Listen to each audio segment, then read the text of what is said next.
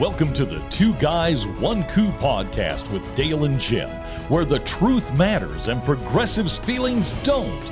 We bring you the facts from the perspective of two average, everyday guys who will never apologize for being America first, for adhering to our great Constitution, and for saluting the flag that our brothers and sisters have fought and died for. And now, here's Dale and Jim. Hey, Jim. Hi, Dale. How are you? I'm good, sort of, today. Episode 30. Yeah, episode 30 of Two Guys, One Coup. Welcome, everybody. Going to start off right away with the school shooting in Uvalde, Texas. To my knowledge, and to this point, I think it's 19 children and two teachers. That were shot, including the shooter, but I don't give a shit. I'm not even going to mention his name. Who cares about him? Yep. I can't even imagine what that would be like as a parent. For one, receiving the phone call that there's a shooting at your school, and or two, losing a child in that manner. Elementary school kids. We've had a series of shootings, and for some reason, and always, and should be, the kids, the elementary school ones, just really, they kill me, man. I'm telling you. Yeah, they get you. You know, that's the future of our country, and it's taken away by some psychopath whose feelings were hurt or something, or he was bullied, I guess, is what I'm hearing. Here's my point. Yeah, I'm curious to find out some more. I mean, because the name, you know, I know there's people out there wanting to, you know, was he legal? Was he not legal? And who cares? At this point in time, let's before we jump on everything like the liberal left wants to do, right? How many Democrat senators and congressmen are now, you know, Republicans have stated that they're sorry. You know, we're sorry for the people and the families. And some Democrat congressman comes out and says, F your sorry. Yep. Let's F do your something prayers. about, F your prayers. F your prayers. Let's do something about gun control. So it's like, now's not the time, guys. So Jim, that kind of leads me into a couple things. Yep. I don't know if you heard Biden's speech last night. It was and full. Harris's. Yep. Okay. I'm not even going to talk. I can't even with her. I literally can't with her. Yeah. But looking towards the leader of our nation, right? He had about an 8-minute speech, I think it was, roughly. Yeah. And what a golden opportunity he fucked up to unite a nation and to bring true heart and sorrow to a situation that we're all, and I'll tell you, I'm not classifying all Democrats as, you know, gun pusher or gun control pushers or anything like that. Obviously their side wants to do it politically wise, at least the people that are speaking out, but every parent, every person that has empathy or sympathy felt that was just a tragic incident, and healing is what you need. You can't give, I'm telling you, if I was a parent of one of those children, for one, and I was looking, or I needed to look towards the president for guidance, which a lot of them do. They want to hear what he has to say. He's the leader of our fucking country, for God's sakes. Yep. And for him to just start he used it as I guess I would expect Biden to use it as. It was his bully pulpit, so he can go up there and preach gun control. And he started screaming and he started yelling, and he did more to actually not bring the nation together in that speech when he had a golden opportunity to do so. Again, I hate making these things political, you know, all over the place. As soon as it happens, gun control, we got to get rid of gun control. We got to get rid of gun control. Nobody talks about that. This kid was mentally unstable. Yeah. There were signs. There were signs of this. He had social media posts with him and the weapons. You and I get taken down for saying election integrity. I know. And so a friend, go on. No. A friend reported that he was sent pictures of his backpack with all of the armaments in correct. The high caliber magazines, and said nothing. Said nothing. All because he was being made fun of to this point. He was bullied, which then leads me to more, excuse me, discussion on how about we don't worry about not bullying one particular group, or how about we don't worry about, what a trans person who thinks he might be transgender in third grade going through. How about we take them all, right, and we talk to them all about mental health issues and who you can talk to and who you should be able to talk to. I'm not saying this psychopath had parents he could go to. I don't know. I'm not making a judgment on that. I have no idea. But this is clearly a mental Jim, I don't know. I own guns. Do you own guns? I do not.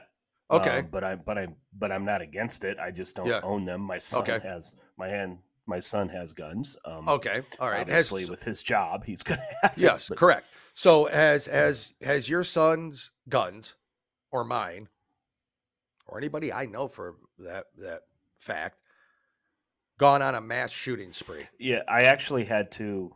The gun was floating in the air, Yeah, going out through the garage. I had to stop it and grab it and exactly. bring it back. Exactly. Yeah. Mhm. These people are insane when they start talking about taking the guns away and I don't Yeah. care about regulating how somebody gets a gun. I really Mhm. don't. I don't care Yeah. about the background checks. Background check them to death. But Mhm. a psychopath and somebody who's just hell bent on causing that kind of destruction is going to get a weapon one way or the other, Mhm. whether it be a gun, a knife, a car to run through a Christmas parade. It doesn't matter. They're gonna create damage one way or the other. So And my guns have never done a mass shooting. right, no Probably gun. because I'm not mentally unstable, which is Well, the issue. and let's think about this for a minute, because that's a good point. All right, remember there was a time, okay, when we were Hmm. younger, that if people like this were seen, Yep. heard, or found, Hmm. they would be getting professional help. They I don't would want be. to say lock them up. That's not what I'm saying. But in a way, yeah, maybe There they were need to go mental into a institutions of maybe they sorts. need to go behavioral health area and Correct. sit for 30 days. Talk to somebody. What's going on? We don't do that now. We don't. We have teachers and counselors who aren't, who are not skilled to do that, or Not trying to talk to not a at that child. level. Not at that level. And teachers, we're in a situation now where teachers don't even know what bullying is anymore. Correct. It's like, what is bullying? Okay, Hmm. well, I'm sorry. It doesn't matter who you are or what you are. It doesn't matter how popular the person is. If Correct. somebody is being bullied, the person bullying needs to be punished. Correct. No Okay, matter I'm what, no matter sorry. why they're Yeah. doing it, no matter what Yeah. they're doing it for, instead of just focusing, like we said, on certain demographics. Hmm. You're right, Jim. You're absolutely right. And putting him into a mental health facility to talk to somebody for 30 days may have stopped this whole tragedy. It may have. It may It have. may It have. may not have. But see, But no one's talking about doing that. nothing. Yeah, correct. Correct. Nobody talks about that end of it. Nobody talks about Well, the mental health. the Well, left doesn't talk about it. because it's all the gun's fault. Right. It's every time it's the weapon, the type of weapon. It's never the person using Hmm. the weapon. And I get so tired of it because 99.9% of all gun owners are good owners. They take care of it. There's no danger. They're not crazy. But we do these 0.1% of the Every population that time. actually go out, and so And now we need. and none of those 0.1% are ever NRA members. Yeah, true. And if you want to look Never. at how people get guns, like you just talked about regulation, I think we can Mhm. start there. But What? that the problem with the left, they don't stop. They Oh, don't wait a stop. minute, we get this, so now we're going to Now try we to get get this. this, and That's so why yeah, that's why the protection for the Second Amendment is so exactly, important. exactly, And don't ever come to me and say, "Why do you need a weapon like that? It's only for killing." Well, no, I need it for protection from right, people like you who might one day want to come after it and take my freedoms away. That is clearly the truth. right. And So, I want to read something that I want to get clarification on later as we get okay, going on this, because please. this doesn't make sense to me.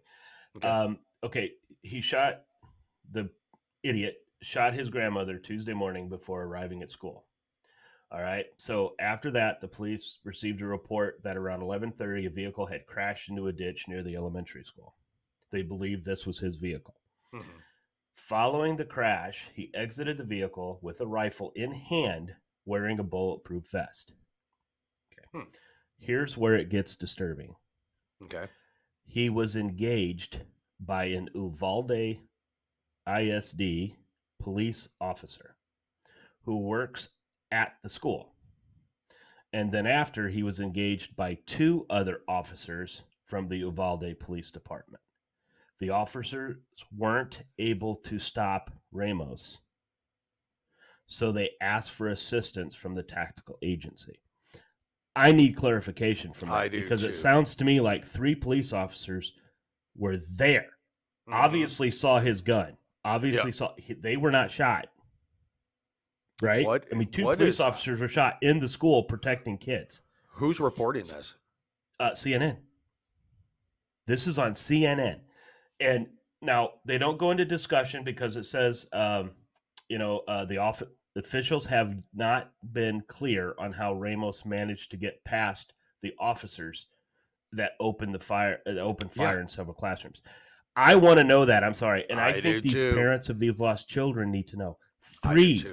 And if they weren't armed, what? I believe at least 2 of them were, because 2 of them were officers. Yeah. All right. I hope so. I don't know, because I hadn't heard that until you just mentioned it. So now we have another story.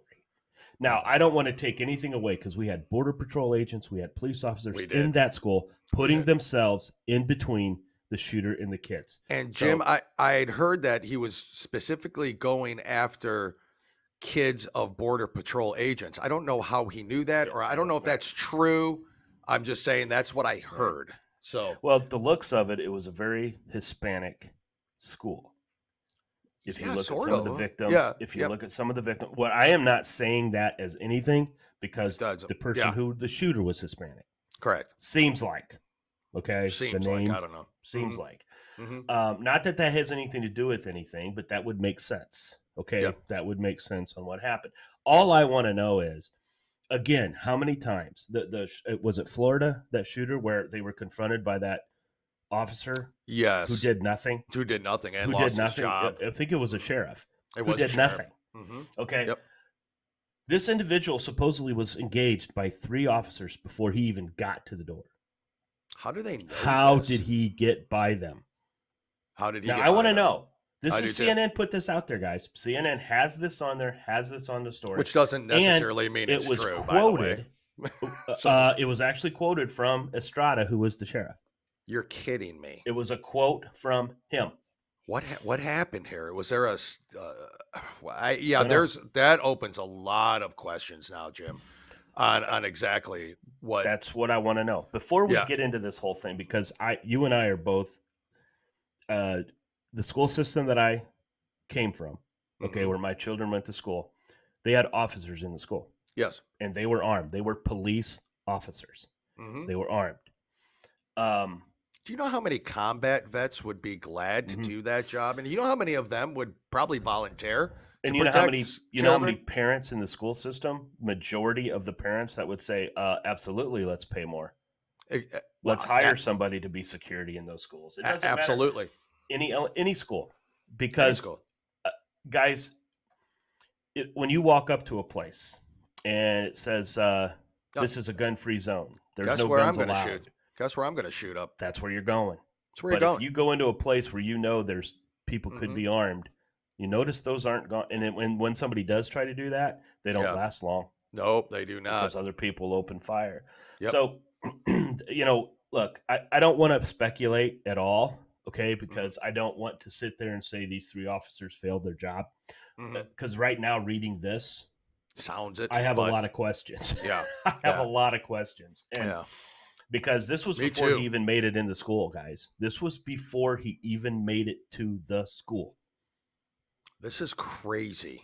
Yeah. So wouldn't the car in the ditch be considered an accident and he'd be detained and stopped regardless? Well, according to this, they didn't know how it became disabled. They didn't know if he was chased. They didn't know what happened. Yeah. But the point of the matter is, he was, according to the name of this sheriff is Eric Estrada. Yeah, which it's kind of Chips. If it was a different situation, Chips, right? For those who don't know, Punch. Old show, old cop show. Yeah, most of our listeners would know what we're talking about, but most of them. So I just want to. He said in a quote. Now I know it was on. He told CNN's Don Lemon but why say this if it didn't happen? Okay, so now here's and what bothers me. There was that's my point. Eh, That's my point with somebody like a Don Lemon who's just he's amateur hour all the time. Oh, When that is said, the mhm. immediate response is, we need more. What do you Exactly. mean What the he hell? was? Yeah. What do you mean he was Yeah. engaged by 3 officers? Mm-hmm. Yeah, of course I not. want to Don know. Lemon's a weak idiot, but yeah, I want to know too. So that opens up a lot more questions, a lot more Right. doors. The truth of the matter is, I it just breaks my heart when I hear shit like this at schools and kids now that are no longer going to be able to live their life. Who knows what they would have become? You know, One it, story, a kid yeah, he just got his honors.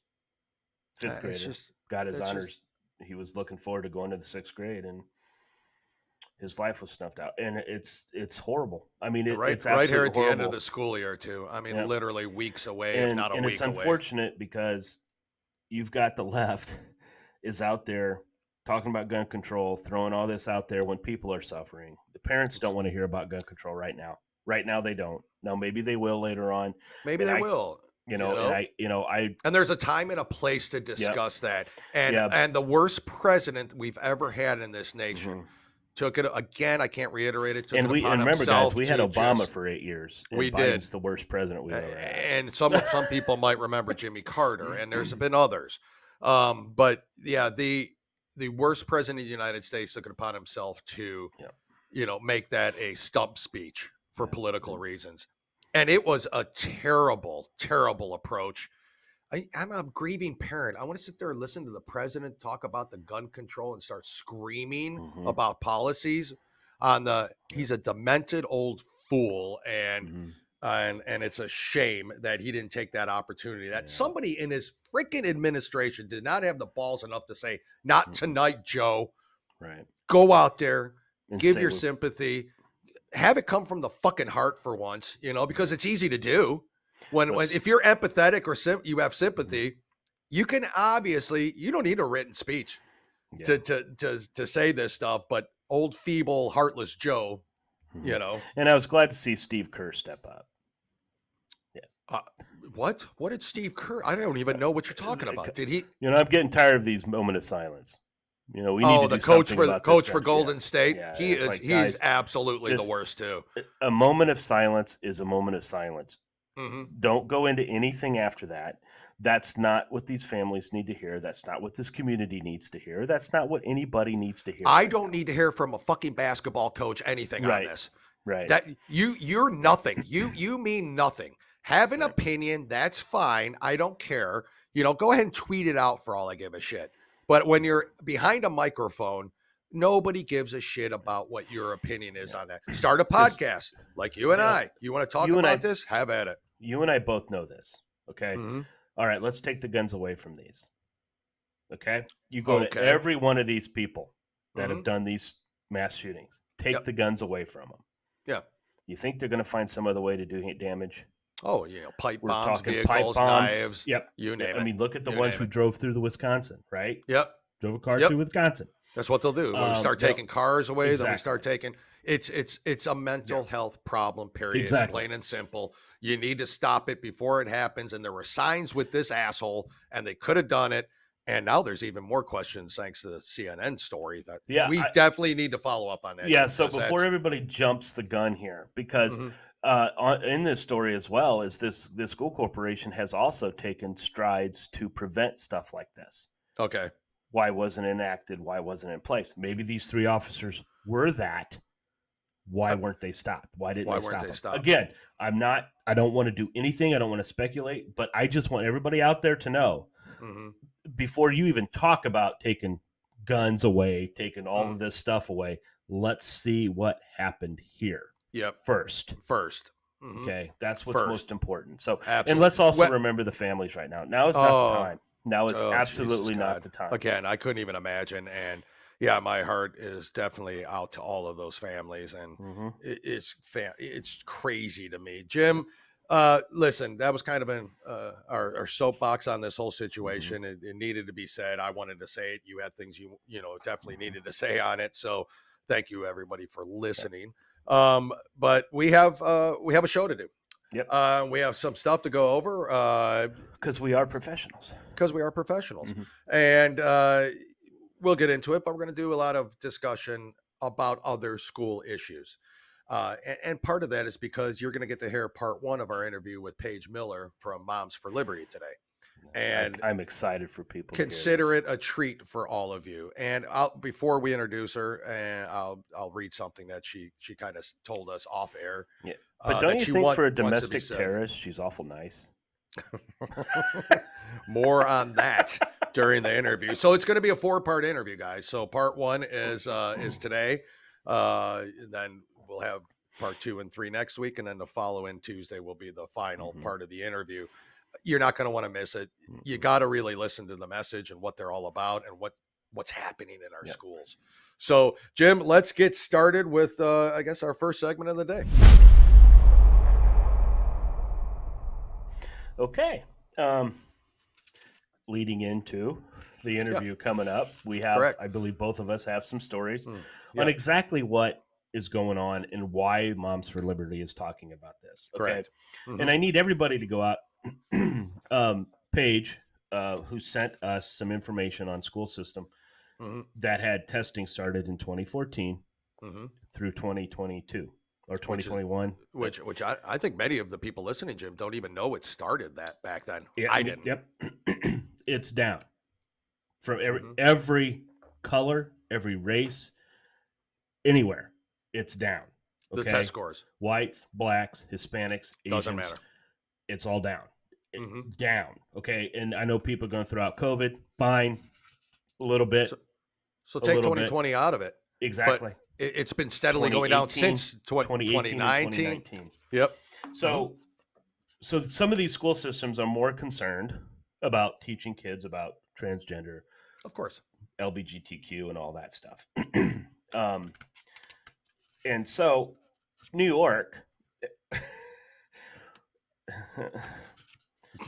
parents are terrified to speak up because they know they get demonized. They know they get people. How many times have we heard domestic terrorists? We're parents now that are concerned we're domestic terrorists, right? And Jim, sorry, I am so interrupting you, but I don't know if you heard this or did not hear this, but apparently the letter issued to Merrick Garland came direct from the White House requesting that National Guardsmen go to these school board meetings. So it was a direct White House narrative to Merrick Garland. So go on. And my next story on that is following what you just said.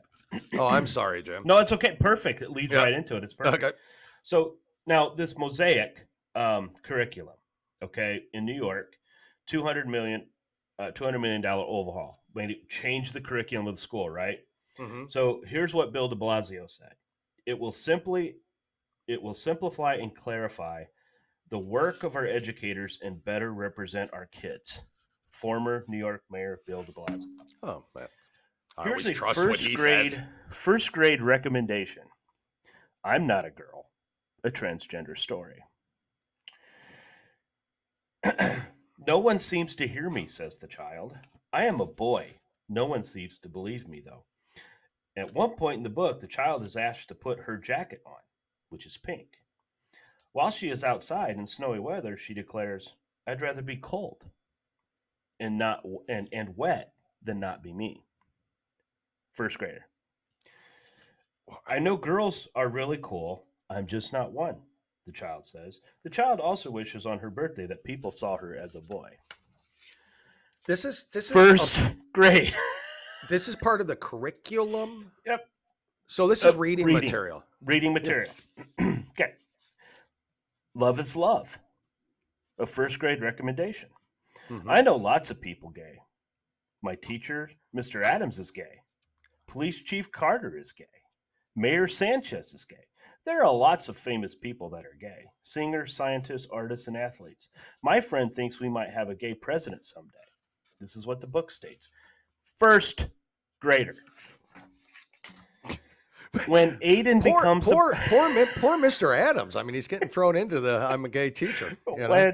When Aiden not funny, but go ahead. When Aiden became a brother, 2nd grade recommendation. When Aiden became a brother. Okay. The book explores the journey of a young boy named Aiden coming out as a transgender. The book says when Aiden was born, everyone thought he was a girl. Oh. His parents gave him a pretty name, but Aiden got bigger. He hated the sound of his name. He was really another kind of boy. Aiden's mother admits she made a mistake. Get this, Dale. Aiden's mother admits she made a mistake misgendering her son, saying, when you were born, we didn't know you were going to be our son. We made some mistakes, but you helped fix us. Then, when Aiden's mother became pregnant, she was asked by someone whether the baby was a boy or a girl. Aiden didn't like it when people asked that, if he was a boy or a girl, and he hoped the baby couldn't hear yet. He was glad when his mom just smiled and said, I'm having a baby. Oh, my God. Oh, my God. I can't even. Jim. Kindergarten recommendation. Julian is a mermaid. Okay. that sounds interesting. Okay. The book by author Jessica Love describes a boy who wants to become a mermaid. During the book, the boy repeatedly strips down to his underwear. Pornography. Okay. Well, yeah. Later, he puts and pedophilia. Okay. Later, he puts on lipstick and dons a headdress. He is then given a costume jewelry for being taken to the New York City Mermaid Parade, where he can freely express himself. The boy named Julian, and this is his Nana, are some of the mermaids. The book says with an illustration of women dressing up as mermaids. The Beautiful Book is one of very few picture books about gender non-conforming children. This is for kindergartners? This is kindergarten recommendation. Here's another kindergarten recommendation. Our Skin, the first conversation about race. I've heard this. The book begins with an explanation on why discussions with young children about race are essential to fight against bias and stereotypes. Seems okay, right? Yes. Seems okay. So far we're walking a ledge, but it seems okay. It states young children notice skin color, race, and even injustice and racism. Do they? No, they don't. No, they're taught they're playing. When they're out on the playground playing, they don't care if Jimmy's black. They don't care if Jimmy's white. They don't care if Jimmy's parents are gay. They don't care. They're having fun. They like these kids. When we don't talk about these things, children often come to their own conclusions, which can include bias and stereotypes because of the world we live in. Folks, because of parents. Because of what that means. That's the underlying thing we live in. The books ask readers to identify what skin color they are. A long time ago, a group of white people made up an idea called race.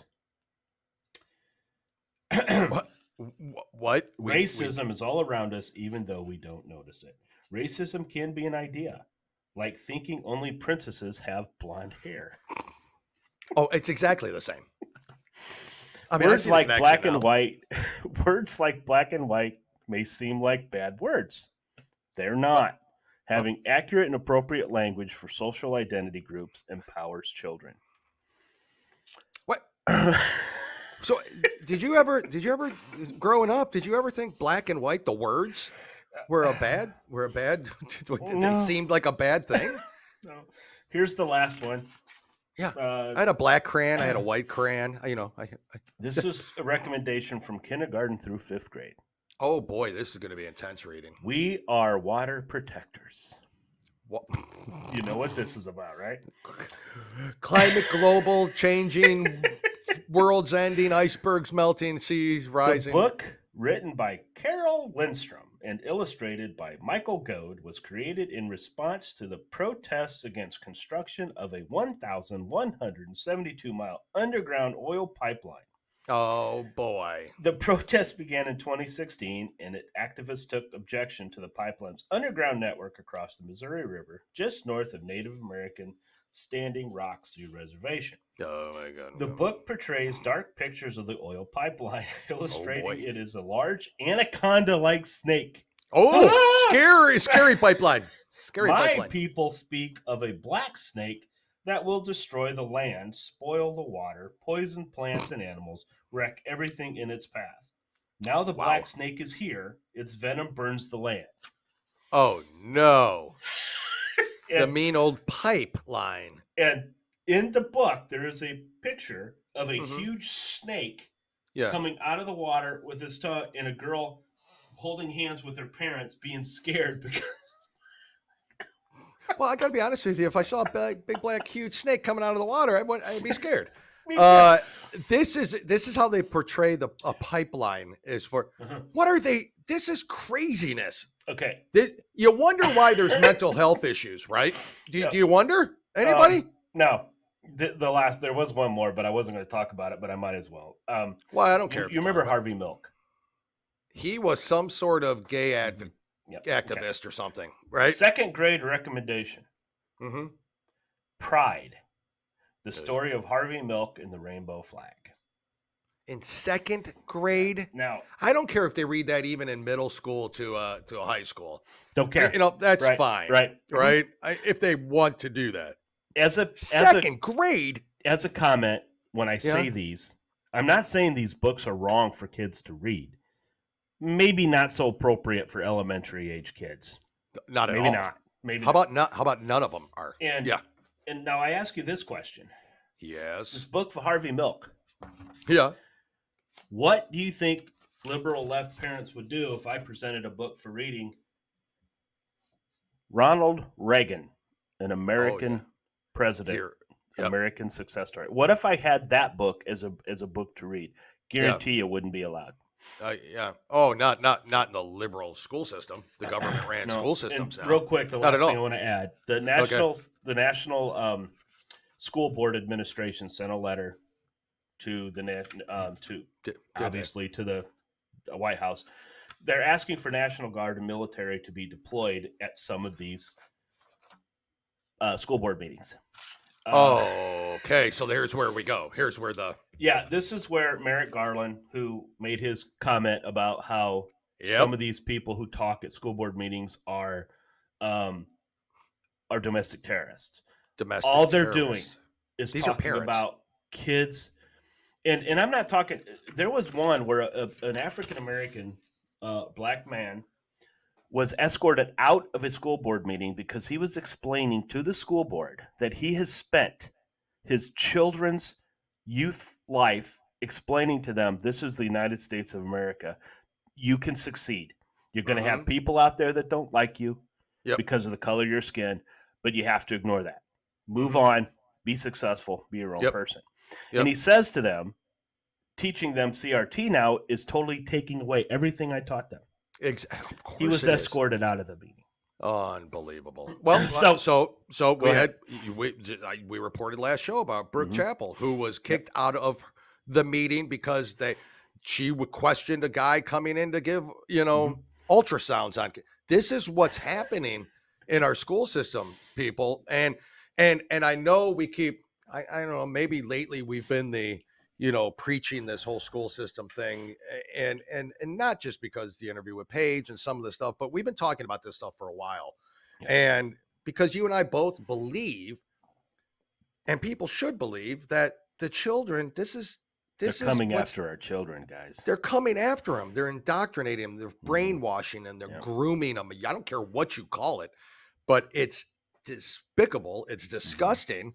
And it's not stopping. Jim, I'm just going to push right into this. Keep going. Despite pushback from parents, publicly funded Drag Queen Story Hour expands into New York City middle schools. Over the past, and they got pictures on here. Why is every drag queen fat? It's just a question. I'm not body shaming. You watch RuPaul's show? Well, he's skinny, but no, RuPaul's skinny. People on his show. Are they large? I do it for education, for training purposes for the show. I was like, who wants?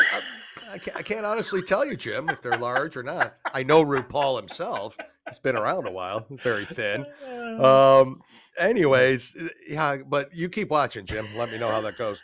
Over the past 2 years, Drag Queen Story Time, a disturbing event in which adult men dress up in hypersexualized outfits with over-applied makeup and read books to young kids has become a sweeping phenomenon across the country.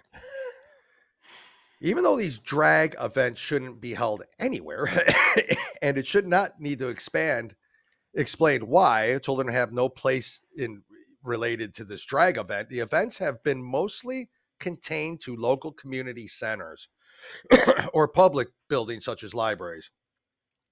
Unfortunately, this is now changing in New York City. According to the Post-Millennial, the New York City Council has officially expanded and increased the funding for its Drag Queen Story Hour program, which will now be offered at public middle schools in addition to libraries and other outdoor events. Middle school, drag queen. So we're talking middle school is, boy, that's the puberty stage, right? That's yep. I mean, their minds are going, their minds are mush. They're ape shit, you know. Geez, I like girls. Geez, I'm scared of girls. Girls have cooties. God, I love girls. I mean, the emotions go up and down, or well, I'm saying that from a boy's point of view. I've never had you know, and then they indoctrinate them with, well, hey, maybe you can dress up like a woman and be this drag queen person. And I'm going to be honest with you, and Jim, you know far more about drag queens than I do. I don't know that they're all gay, or I don't know that they're all transgender, or they're not. It's a different. I don't think they're not case. Transgender. Cross-dressers are not transgender. Yeah, I know that. You know what I'm saying. But I'm saying that can a transgender be a drag queen? Yeah. Okay, well then some maybe. Maybe you don't know as much as you think, Jim. You better do some more research. I have no freaking clue, Dale. Okay, well it sounds like you know. I have no idea. My Jim, statement that I just made was totally made up. I have no freaking clue. Jim, we got on record you saying this. I don't mean to raise my voice. I am sorry. You can't take it back. We got it on record. It's a part of public record now for all the world to hear. So anyways, I'm not saying that, but I don't want my 10, 11-year-old son sitting there going, why is this fat dude putting on makeup? I mean, other than being a clown, which is also not really great, John Wayne Gacy, but I'm just saying that. So it just is really weird. But here, let me get onto this real quick, because I know we're running short on time because we got an interview. Just it's just the headline. Like a creepy neighbor, State Farm donating transgender books for kindergartners to schools in Florida. Now, this is clearly in response to Ron DeSantis. I am ashamed to tell you that as of today, I still have State Farm as my insurance. But if this continues, and I'm going to talk to my agent, I'll go anywhere. Yeah. I don't care. I don't need State Farm. Oh, I guarantee you they're going to be answering a lot of questions. Listen, the 3 books, a kid's book about being transgender, a kid's book about being non-binary, and a kid's book about being inclusive, contain various descriptions about gender and identity meant to disprove the notion that gender is the same as biological sex and establish that it is therefore changeable. The Washington Examiner reports that's where this came from. The Gender Cool Project markets the 3-book bundle to children's age 5 and over. The project's goal is to increase representation to LGBTQ+. I am not saying that again on our show ever. I am not saying LGBTQ+ again. It's too long. L+. Books, L+ people. Books, and support our communities in having challenging, important, and empowering conversations with children's 5 and above. Will Heil, executive director of Consumers, first tweeted, "This gross and blatant attempt to indoctrinate our children by State Farm is shameless, and consumers should be aware a company founded on family values is now encouraging 5-year-old children to question their gender." Jim, I don't know why. So let me give you real quick, though. I'll finish this. But in a statement that the Washington Examiner got a hold of some representatives from State Farm, and here's what they said. Participants are not being asked to share with schools. The statement said, at State Farm, we are committed to diversity and inclusion. They aren't just words. They are truly part of how we do business and lead our organization. We recognize and value the diversity of all people and support a culture of respect and inclusion in the communities in which we live and work, as well as our workplace.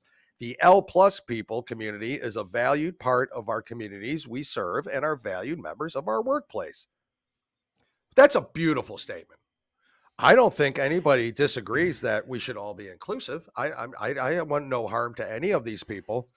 Then why are you offering books like this to 5-year-olds State Farm? So if you have State Farm out there, you might want to call Jake and tell him I'm switching to Flow, you know? How many times do you and I say on this show? Every day. I don't care what you want to do with your life. I honestly don't care. You cross-dress, transgender, do whatever the hell you want. I don't care. Keep it out of our schools. We have kids now, school-age kids, high school kids, middle school kids. Ask them to figure out, seriously, walk up to a kid and ask them, what is 30% off of this figure? They won't be able to tell you. They won't tell you. So we have every school all across I shouldn't say every school, most schools across the country, our math, English are going down.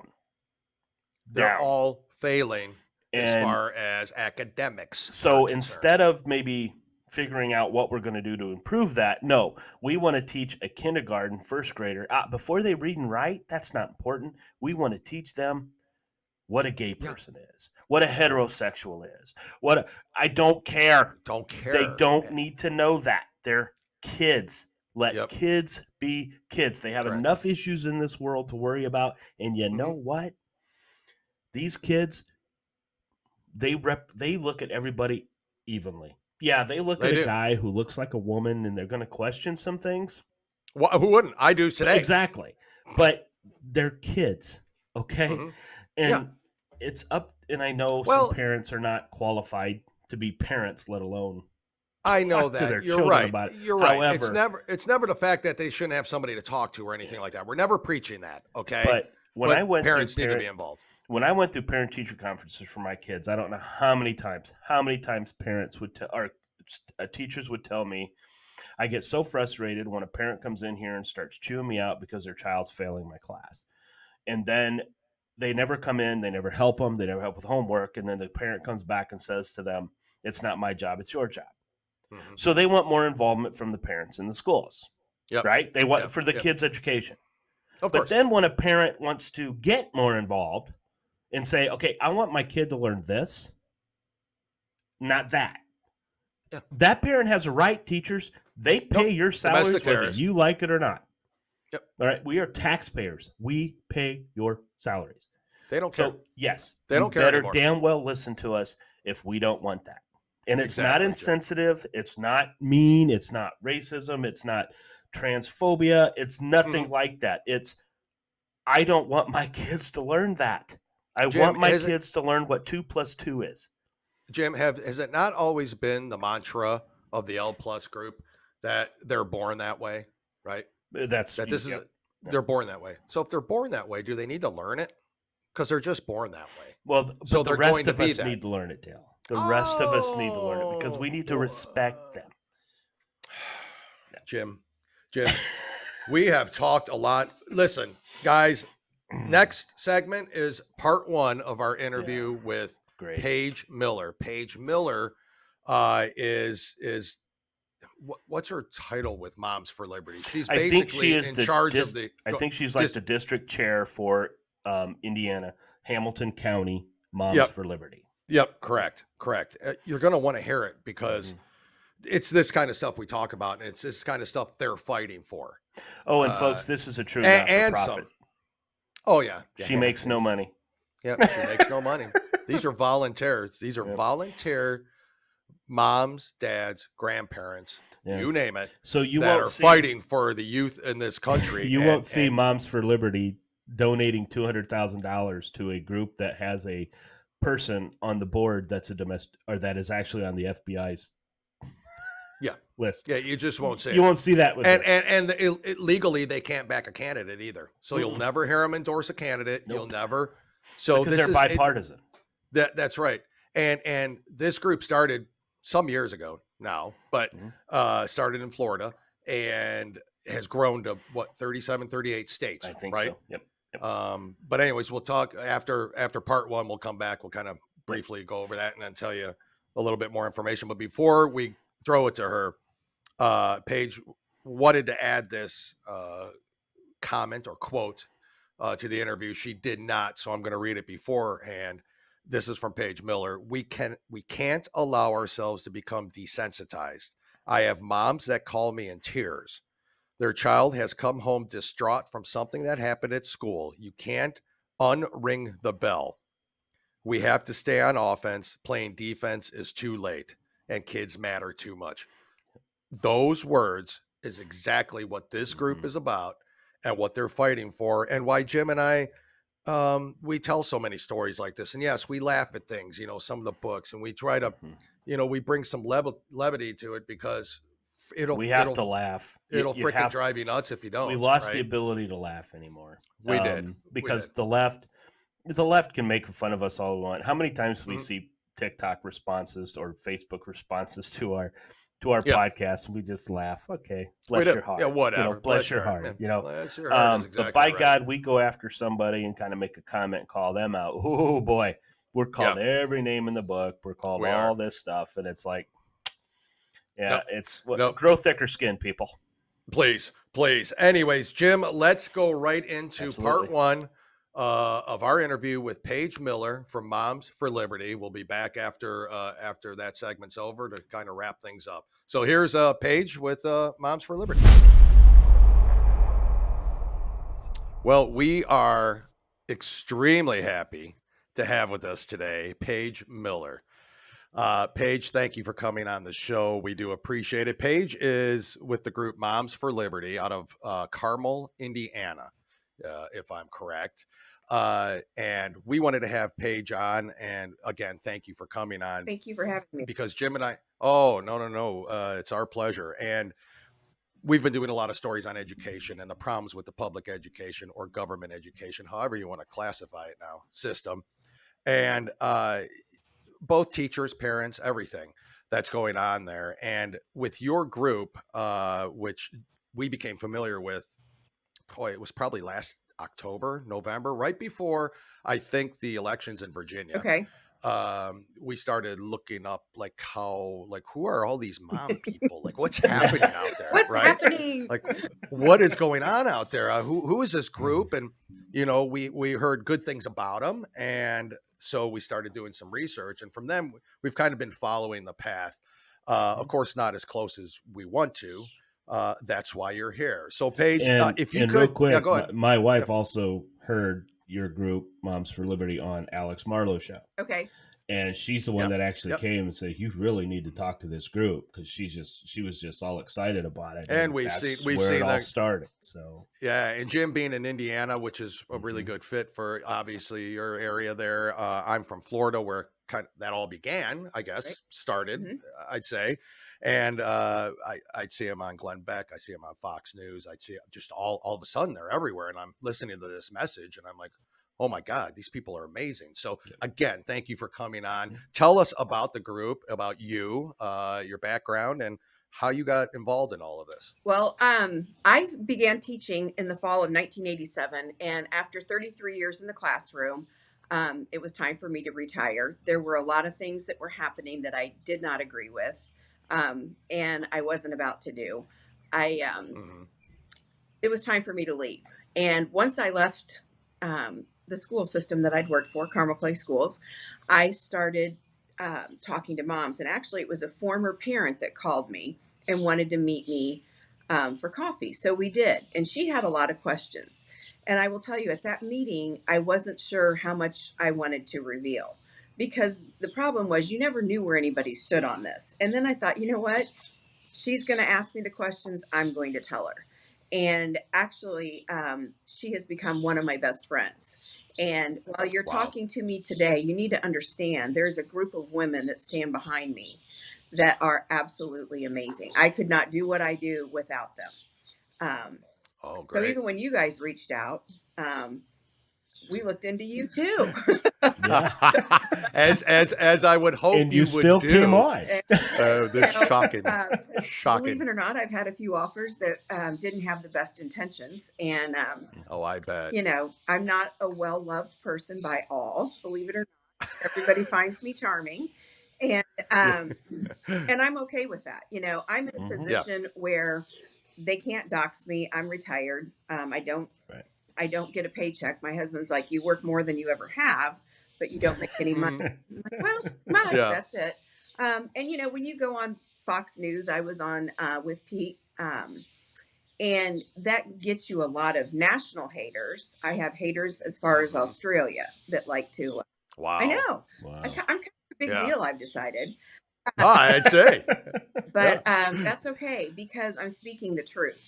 And then Moms for Liberty is an amazing organization. Our number one goal is to give parents back their rights, because parent rights just kind of slowly were taken away. And nobody really raised a ruckus. We got rid of parent-teacher conferences years ago. And parents were upset at the beginning, and then it just died. And so the parent rights, I call it just a slow erosion. It wasn't a quick chop, because that would have really sounded the alarm. Right. And now we have teachers that think they know better than the parents. But the number one goal for Moms for Liberty is to get parents back in the game, and for them to understand that their children are being data mined, that what's happening in school, we have flipped. When you look at just our scores overall, national scores, they're declining. Well, there's a reason for the decline. It's because there's a decline in the amount of minutes given to teaching. And it's not just COVID? It's not just COVID. And I've got the proof sitting right here. Our scores started to decline in about 2015. Well, that's because in 2014, we started down this SEL path, which it started with, obviously, professional development, because you've got to get the teachers on board. So this has been going on far longer than anybody thinks. And it was done very quietly. And at the beginning, it did kind of seem like, well, this isn't so bad. But what I want everybody to know, SEL is nothing new. It is something we've always done as teachers, and we do it well. What's changed is whenever we had kids that came from a trauma-based situation, whether they were taken out of their home and were in foster care, or if the home was having problems, we wrapped our arms around that child and the family. Because you've got to come into partnership with everybody to make it okay. So that's what we've always done. And I've had students that came from trauma. The switch now is we are treating every child as if they're coming from trauma. Well, if they're coming from trauma, then they're coming from their parents. And that's why we're cutting parents out, because you're traumatizing your children. I don't believe that. And we are putting programs in place that teach all of them that they are coming from trauma. And when you whether it be like sex ed or critical race theory or all of that, right? Well, you're speaking of. We start to kind of separate the kids from the parents, and then you can start putting in anything you want. Children are highly suggestible. Right. And when you tell them things, especially in the early years, you all had kids, the first 5 years, they're so tied to mom and dad. Then they go to school and they meet this new person called their teacher, and their teacher knows everything. And they come home and tell you, you're wrong, because my teacher said, when I taught first grade, I had many calls from parents. Did you really say, well, no, that's not exactly what I said, but that was their interpretation. Those kind of things happen. Well, those kids stay suggestible all of elementary school. Their brains are forming, they're learning, and they, the reason they have one teacher in elementary is to bridge that home school gap, and hopefully to make a really good together working situation. And those kids get very tied to us, and I got very tied to that group of kids. And, I never believed we were a family. See, that's what it started. You're a family. Right. No, I'm not their family. I'm their teacher. Yep. They're my student. I am not their family. Right. Yep. And, that was the first thing I pushed back against. Because while I loved them and I wanted the best for them and I wanted to be the very best teacher I could be for them, I was not their family. Mm-hmm. Yeah. And that's how. Go ahead. I'm sorry. That when I was in school, okay, I know many, many moons ago. Okay. Same thing. I mean, the teachers were never our parents. Yep. I mean, we were taught by our parents to respect our teachers. Correct. Trust me, if I didn't respect my teachers, I got spanked. I know that's bad, but I got spanked. But guess what? I never did again. Anyway, so that's what I find kind of interesting, because it's, in all honesty, Dale and I have talked about this. It's our kids, our age groups, children that are going through this now. Mm-hmm. It's like us, people like us that didn't grow up that way, raise our kids now that they're the ones that are fundamentally trying to change this stuff. And I'm like, how did this happen? Because when I was in school, I didn't see any of this stuff. It was never really presented that way. And then all of a sudden I become a parent and it's like, what's everybody gets a trophy? What are we talking about here?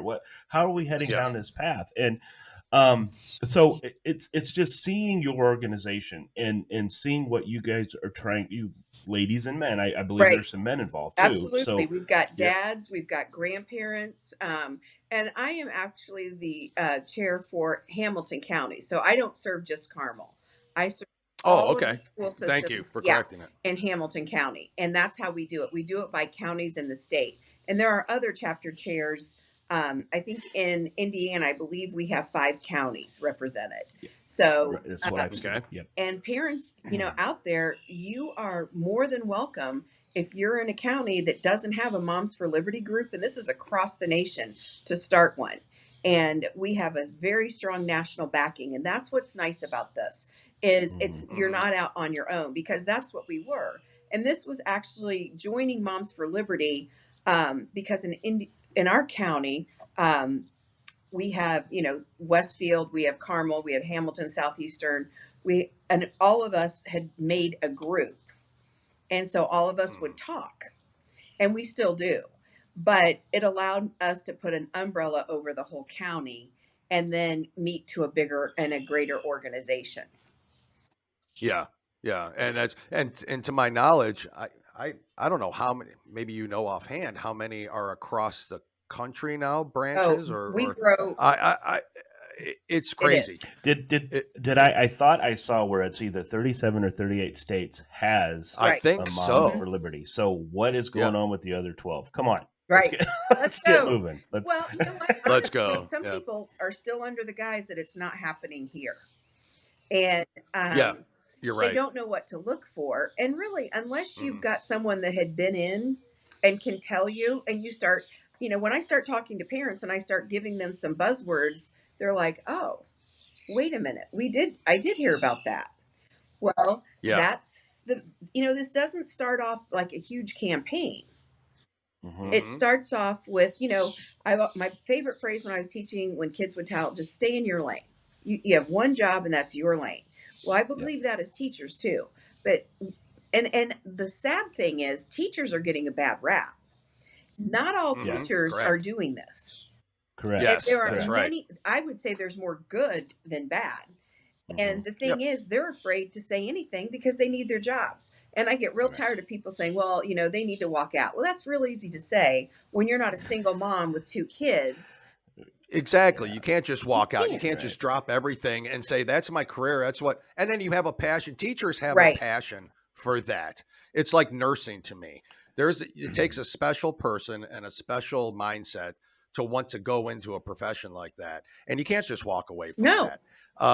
And like you said, it's not to me, it is not the majority of the teachers. To me, it's more the school boards in the counties that are really pushing for this. And, like you said, you can't just come out and go against it or walk away, because that's your career, that's your livelihood. And if you say something, well, then you're blackballed. Right. No. So leading into this question is, we talked when we spoke last week to prepare for this. You brought up a company, and I believe it was Panorama. Mm-hmm. And so what I would like you to do is talk about this group, if you don't mind, because this is kind of, if I understood everything correctly, this is kind of where a lot of these surveys start within the schools that lead us to this direction. So if you wouldn't mind kind of giving us a little background on that. Well, absolutely. Because this is, if there's one thing I can get parents to do from listening to this today, is opt your children out of all surveys. That if I that's the one thing, because they said, what's the one thing I can do? Opt your kids out of surveys. And they're allowed to do that, absolutely. Paige? Sorry to interrupt, but they can. Okay. Yeah. I mean, this is a public school, parents. Get in there. And the other thing is, get in your schools. You have no idea what's been going on the last 2 years, because they haven't let you in. And our school board, Carmel School Board, they're passing a policy now that visitors now have to have a background check. They are making it harder and harder to get into schools. And harder. And because we have unveiled a lot of things. And if parents walk in and they see some of these things that are hanging in the hallways, they will be absolutely appalled. Yep. And we saw some of those, thanks to you. Right. That we saw in it. I think it was the local school system there. Absolutely. We've got kids taking pictures. No. Yep. Good. And a lot of our kids, well, we'll get into that a little bit later, but let's talk about Panorama. Yep. Yeah. Yeah, please go. Because go to Panorama was the first thing that I really started looking into. We started surveying kids, and this was in grades 3 through 10 to begin with. And I would walk around and I would look at some of these questions, and they were not academic. And in the state of Indiana, everything has to be what we call data driven. You have to have the data in order to drive the instruction, which makes perfect sense. Well, this was the data to drive the instruction for social emotional learning. And wow. I will show you, because now I will tell you, Panorama has washed their site, but everything that I got right off their website. And that's the other thing. These people are very bold. They're not hiding this. But what I learned about Panorama, several things. Number one, they were a third-party vendor. Now, that's important because using a third-party vendor, they own the materials. Exactly. And the materials are proprietary to them.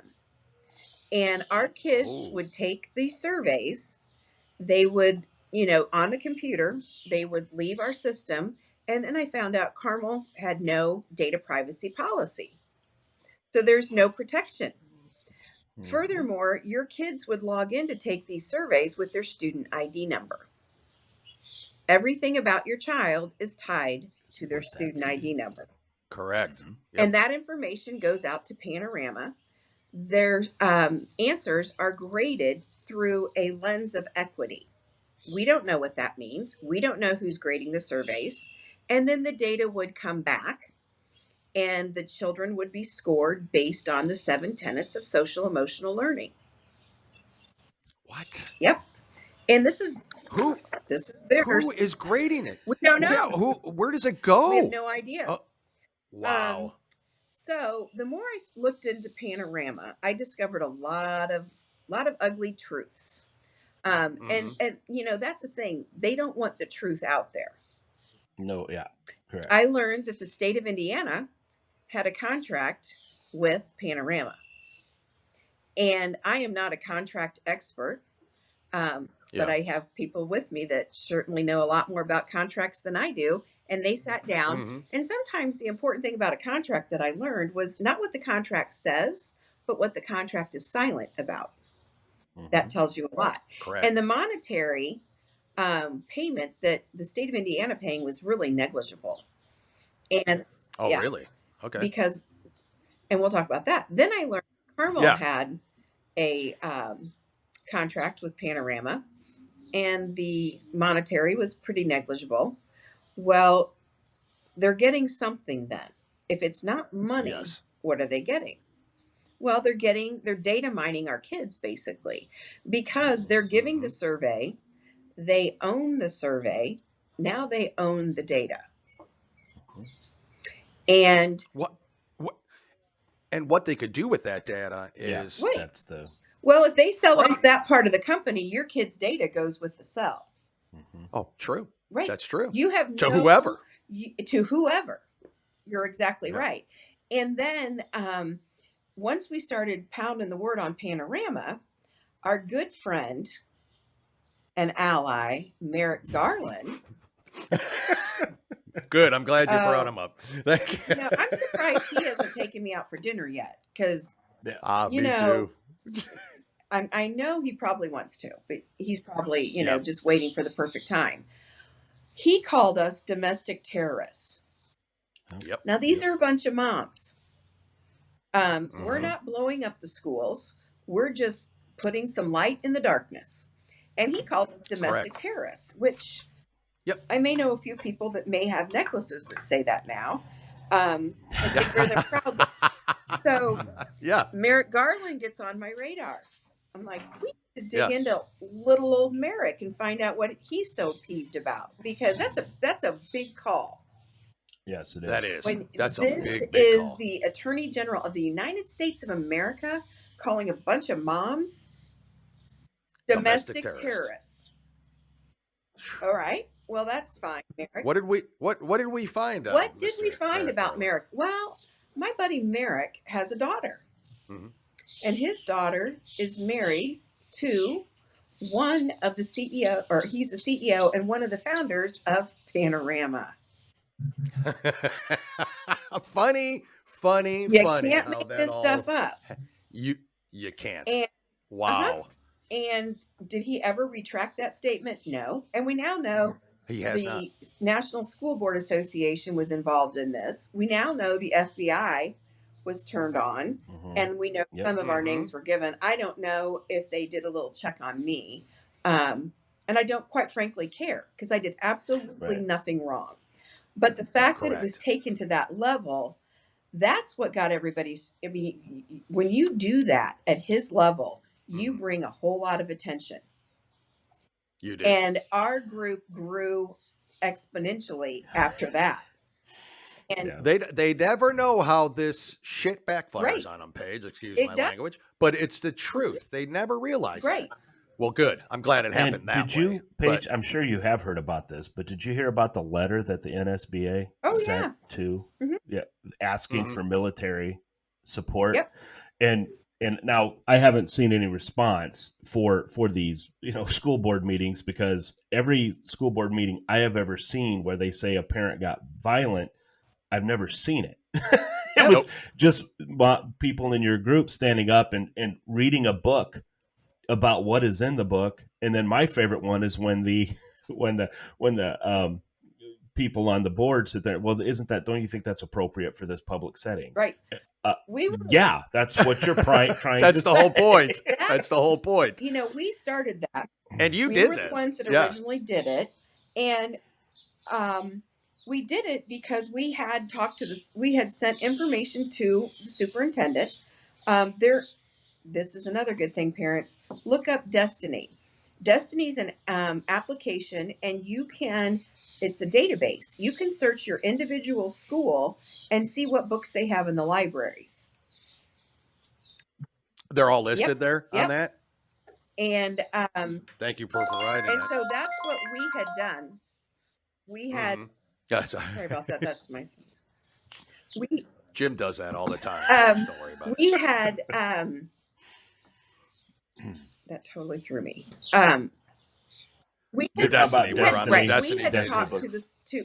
sent information to our superintendent. We said, this is, we have these books, and we didn't get any response.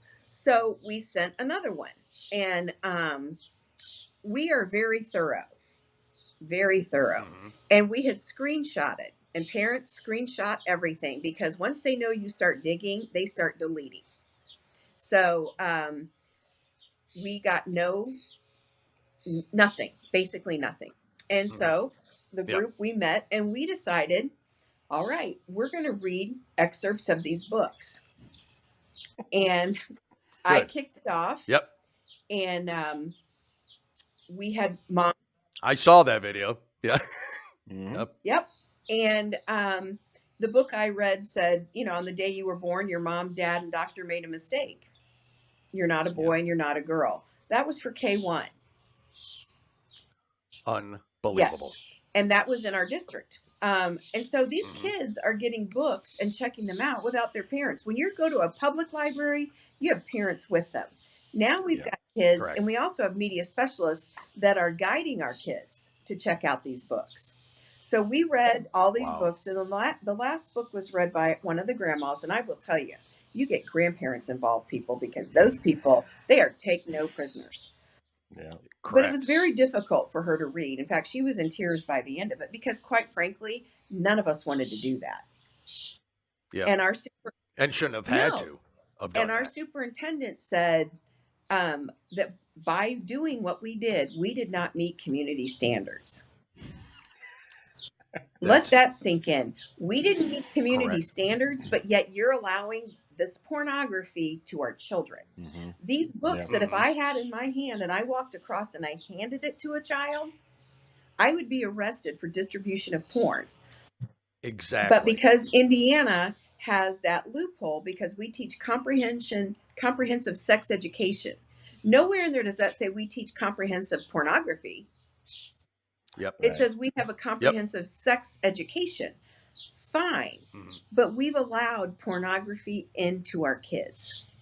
Yeah. And which is what they do. They take something that seems, and Jim and I talk about this all the time, something that may have great intentions, or at least it sounds like it's great intentions. And then they take a mile from there and they keep adding on and piling on until it becomes basically grotesque for children to read this. It's a crime. But I don't know. When you start desensitizing them and they're in kindergarten. Yes. That's and it gets a little bit further and a little bit further and a little bit further. People like to use the term grooming. Well, if you're grooming, what are you grooming them for? Look at our sex trafficking. These kids are coming from somewhere. And you see that, it's a much greater problem than we like to talk about because it doesn't make us feel comfortable. No, you're right. It's the uncomfortable talk, right? That everybody wants to ignore. It's not happening. I don't want to hear it. If I don't see it, it's not happening. Kind of mentality. And we're introducing things that are not comprehensive sex education. And you know what? Quite frankly, these things are what parents get the option whether they want to discuss with their kids or not. Schools need to get back to academics. Please.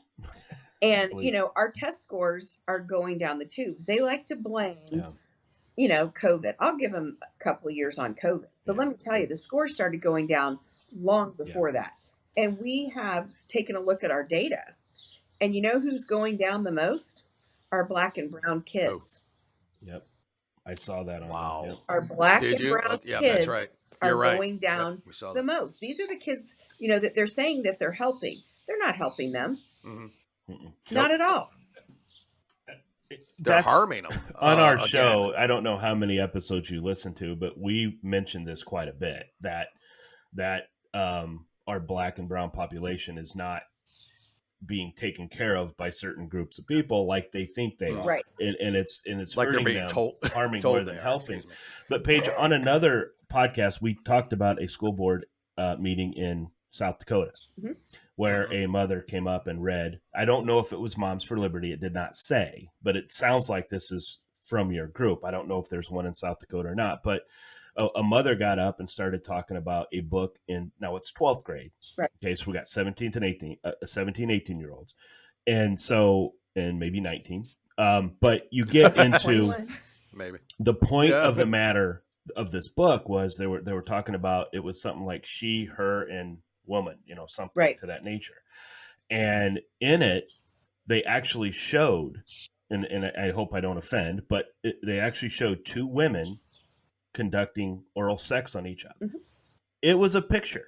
in this book.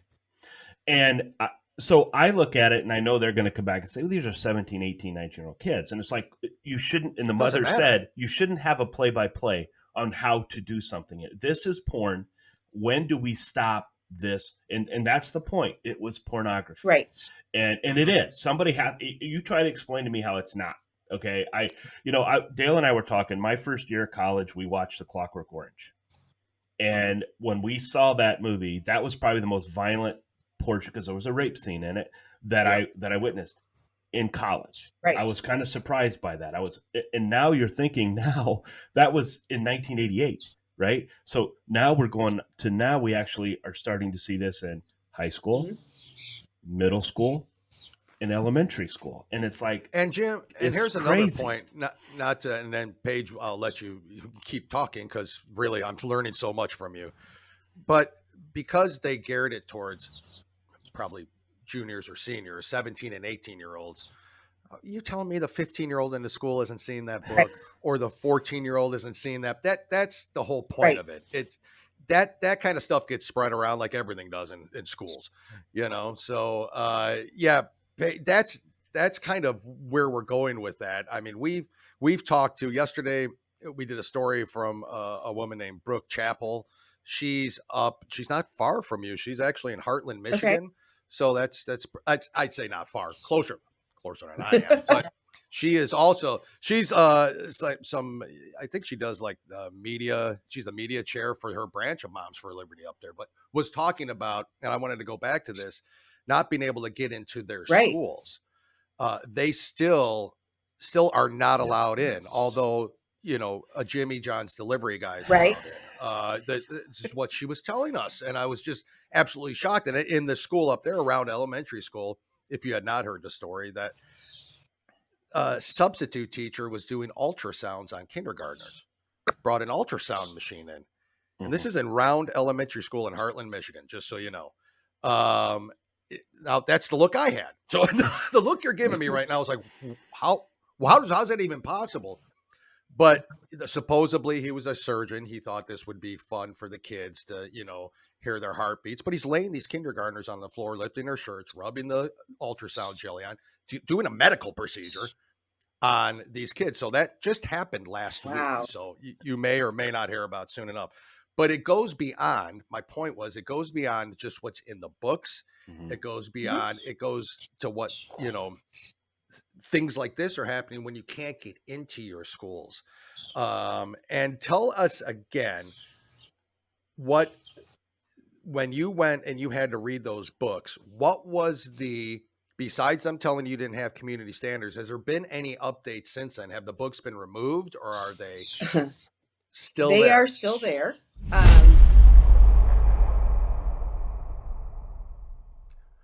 Well, folks, you just heard part one of a 4-part series we're doing with Paige Miller of Moms for Liberty. There is so much more to talk about, so much more she has to say.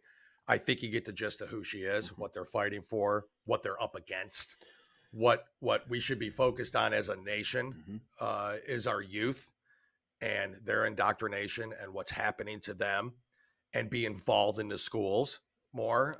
It's really sad. And once you hear the whole interview, you get the whole big picture of it all. But it's really, really, truly sad what's going on in our nation and in our school systems. And not only just because of COVID. COVID was a very good excuse for a lot of it.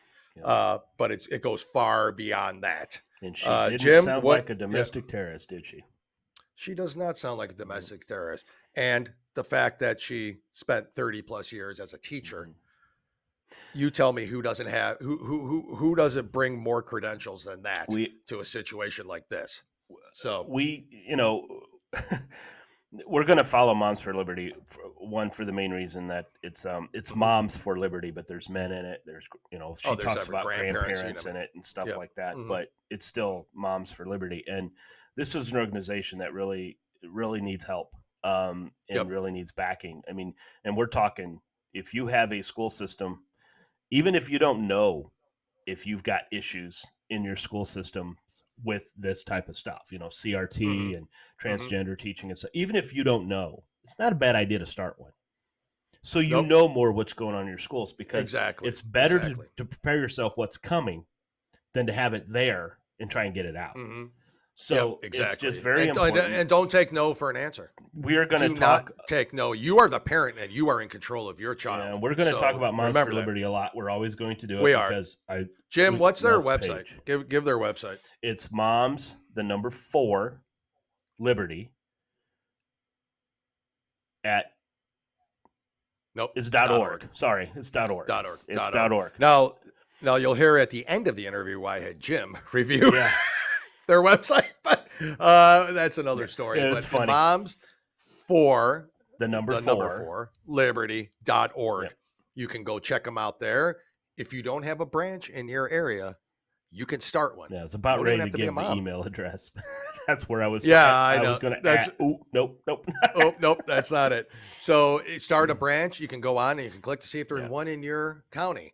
And you can join find the cause. out. You can find one that does have one and see about getting started on one. They will help you. Exactly. Paige is fantastic. Paige is phenomenal. So for you people out there that think, have they ever been in a classroom? Yeah, she was in a classroom for 33 years. Yeah, she was. She was. And she is going to hopefully be a regular guest. We have set up tentatively August for a follow-up interview with her. Yep. And hopefully she'll have more people that she can bring on the show. Yep. Because we feel we got a good one here. And we want to help support her cause and her group's cause, because guys, there's a lot of bad people saying bad things about them. That is not true. Yep. So that is not true at all. Yep. That is absolutely not true. And there's a lot of bad people in charge of your school systems in this country. Yep. And those people need to be removed. And they don't give a rat's ass. The only way to do it. They don't give a rat's ass about your kids' education. They don't care. They do not care. They do not care, as you are seeing from the interviews, as you're seeing from the stories we read. Jim, let's wrap this thing up. Real quick, have you noticed that we never said teachers? No, it's administrators right now that we got to work on. Yep, you got to work on the administration. There's a lot of teachers out there that don't agree with what's going on. They're just afraid to speak. And rightfully so. It's their career on the lines. It's their career on the lines, and we get that. We understand that. Yep. Jim, let's. We're not going to talk again until after Memorial Day. So please, everyone, like Jim and I talked, thank a vet. Support veterans causes, support first responder causes. A lot of those are vets to begin with. It's just remember on Memorial Day. Remember what this weekend is. Not just a 3-day weekend. Yeah. It's a memorial. Let's remember. And Jim, I can't leave without saying happy birthday to my father-in-law in heaven. It's been 6 years. 6 years ago, 2 days ago, he passed away, but today's his birthday. So, happy birthday. Semper Fi there, Pops. Got a great daughter. Oh, God. Amazing daughter. Terrible taste in men, but she's she does. And I can't say his sons are all that great either. So I like Billy. But a wonderful daughter. Billy. Oh, do you? Yeah. Somebody should. He tells me he sends me messages about I like Mad Jim. Yeah. Well, I like Larry, so there you have it. Anyways, Jim, great show. Again, please keep the veterans in mind this weekend. Please also keep the parents of Uvalde, Texas, in your hearts and prayers. And fight for your school system. And it's very important, guys, to share these types of episodes that we're doing. Please. Now. More people need to hear this. You need to get it out there. I don't care where you share it to. I don't care if you share it to a liberal. I don't care where you share it. Put it out there to make sure that people are hearing the fact that this kind of crap's going on in our schools, and to hear people like Paige are fighting for them. And excellent point, Dale. Because you got to. It's one thing for us to talk. Right. It's one thing for us to read these stories and everything else. You're actually hearing from a person, a group that is actually going to these meetings and fighting, reading books right to them and being accused of that's really inappropriate for this public setting. Oh, but it's okay to be read, to have this a kindergartner to your children. So, you'll hear more about that. So that's why it's very important to honestly pass this along. pass this along to anybody and everybody you know in your church congregation, at your local supermarket, in your school system, wherever you're at your work. Let people know about it because they need to hear about this. Follow us on YouTube and Rumble. Please hear us on Spotify, Apple Podcasts, Stitcher, anywhere you hear podcasts. You can follow us on Facebook at 2 Guys 1 Coup. I know a lot of people hate Facebook. I get it. But it's where I post the links. It's you can get some information. You can contribute on that Facebook page too. You're not just there to watch and look. You can add, you can make comments, you can post, you can do whatever you want. It's a public group out there, people. We're not hiding anything. And also, follow us on TikTok at 2 Guys 1 Coup. And when you're on Spotify and Apple Podcasts, please give us a 5-star rating. When people are searching for podcasts, obviously they look for those 5-star ratings. So. They do. So please do that. And we're not professional. We're just 2 guys that like to have fun, like to talk. And it's probably hard for people to tell we're not professional, I'd say. It was very difficult. The truth of the matter is we are not professional. As much as we, would love to do this full time every day, a show all day long. It's just as a hobby for you and I, and we want to contribute. And this is the way we can contribute back is by having stories like this and having guests on and making sure that people are doing their part out there to share. Don't make me mad, people. Share this shit because it's important. So Jim, have yourself a safe Memorial Day weekend. You as well. Thank you. Thank you for your contribution. As always, I know I razz you about a lot of shit. We razz each other. You're a great podcast partner, my friend. And we'll see you all on Tuesday. Listen to George Strait this weekend. Oh, enough. That will be edited out. Adios, people. Bye.